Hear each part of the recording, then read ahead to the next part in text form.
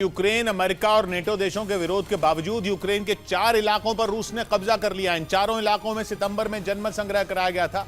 अब आधिकारिक रूप से व्लादिमीर पुतिन ने इन्हें रूस में मिलाने का ऐलान कर दिया और दावा किया कि खेरसॉन, डोनेस्क, लुहांस्क और जापोरिजिया में जनमत संग्रह कराने के बाद यह पता चला कि वहां रहने वाले ज्यादातर लोग रूस का हिस्सा बनना चाहते हैं। मतलब रूस ने बिना जंग जीते ही यूक्रेन के एक बड़े हिस्से को हथिया लिया।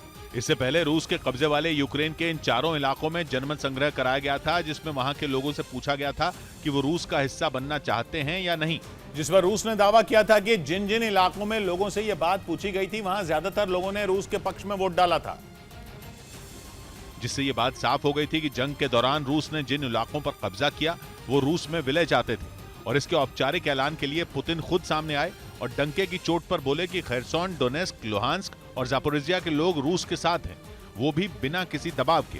Думы, сенаторы Российской Федерации. पहले जनमत संग्रह करवाकर और अब इसका औपचारिक ऐलान करके पुतिन ने यह पक्का कर लिया कि वो बिना युद्ध जीते ही यूक्रेन के एक बड़े हिस्से पर कब्जा कर चुके हैं। हालांकि यूक्रेन जंग में पुतिन की सेना अभी तक जीत का स्वाद नहीं चख पाई है, लेकिन पुतिन ने चारों इलाकों को रूस में शामिल करने के दस्तावेज पर हस्ताक्षर कर दिए, क्योंकि पुतिन ने पहले ही इशारा कर दिया था कि जनमत संग्रह का नतीजा उनके पक्ष में आते ही वो यूक्रेन के उन इलाकों का रूस में विलय कर लेंगे। और ऐसा ही उन्होंने किया भी।